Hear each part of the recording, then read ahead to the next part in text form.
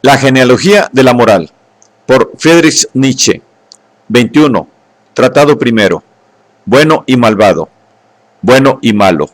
13. Mas volvamos atrás. El problema del otro origen de lo bueno. El problema de lo bueno, tal como se lo ha imaginado, el hombre de resentimiento exige llegar a su final. El que los corderos guarde rencor a las grandes aves rapaces es algo que no puede extrañar.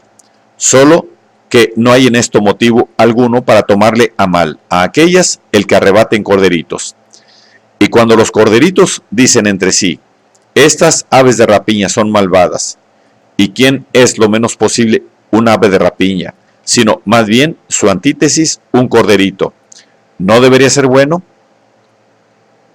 Nada hay que objetar a este modo de establecer un ideal, excepto que las aves rapaces miraran hacia abajo con un poco de sorna y tal vez se dirán, nosotros no estamos enfadadas en absoluto con esos buenos corderos, incluso los amamos.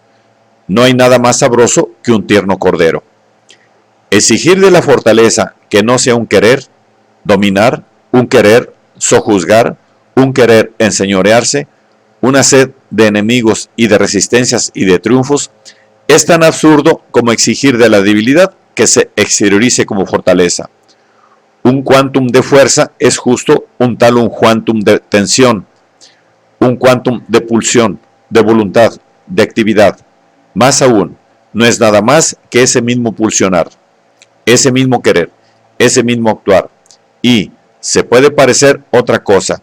Ello se debe tan solo a la seducción del lenguaje y de los errores radicales de la razón petrificados en el lenguaje, el cual entiende y malentiende que todo hacer está condicionado por un agente, por un sujeto. Es decir, del mismo modo que el pueblo separa el rayo de su resplendor y recibe, del mismo modo que el pueblo separa el rayo de su resplandor y concibe al segundo como un hacer, como la acción de un sujeto que se llama rayo, así la moral del pueblo separa también la fortaleza de las exteriorizaciones de la misma, como si detrás del fuerte hubiera un sustrato indiferente, que fuera dueño de exteriorizar y también de no exteriorizar fortaleza. Pero tal sustrato no existe. No hay ningún ser detrás del hacer, del actuar, del devenir. El agente ha sido ficticiamente añadido al hacer. El hacer es todo. En el fondo, el pueblo duplica el hacer. Cuando piensa que el rayo lanza un resplandor, esto equivale a un hacer.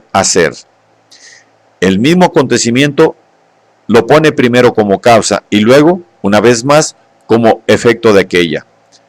Los investigadores de la naturaleza no lo hacen mejor cuando dicen la fuerza mueve, la fuerza causa y cosas parecidas.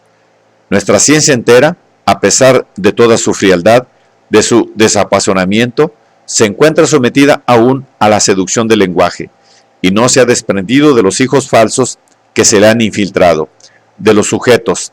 El átomo, por ejemplo, es uno de esos hijos falsos, y lo mismo ocurre con la kantiana cosa en sí. Nada tiene de extraño el que las reprimidas y ocultamente encendidas pasiones de la venganza y del odio aprovechen en favor suyo esa creencia e incluso, en el fondo, ninguna otra sostengan con mayor fervor que la de que el fuerte es libre de ser débil y el ave de rapiña libre de ser cordero.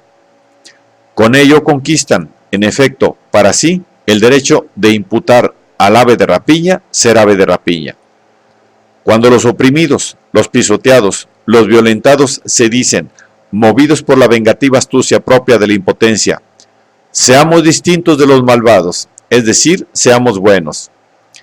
Y bueno es todo lo que no violenta, el que no ofende a nadie, el que no ataca, el que no salda cuentas, el que remite la venganza a Dios, el cual se mantiene en lo oculto igual que nosotros, y evita todo lo malvado, y exige poco de la vida. Lo mismo que nosotros los pacientes, los humildes, los justos. Esto, escuchado con frialdad y sin ninguna prevención, no significa en realidad más que lo siguiente. Nosotros los débiles somos, desde luego, débiles. Conviene que no hagamos nada, para lo cual no somos bastante fuertes. Pero esa amarga realidad de los hechos esa inteligencia de ínfimo rango, poseída incluso por los insectos, los cuales, cuando el peligro es grande, se fingen muertos para no hacer nada de más, se ha vestido, gracias a ese arte de falsificación y a esa automendicidad propias de la impotencia, con el esplendor de la virtud renunciadora, callada, expectante, como si la debilidad misma del débil, es decir, su esencia, su obrar, su entera, única, inevitable, indeleble realidad, fuese un logro voluntario, algo querido, elegido, una acción, un mérito. Por un instinto de autoconservación, de autoafirmación, en el que toda mentira suele santificarse, esa especie de hombre necesita creer en el sujeto indiferente, libre de elegir.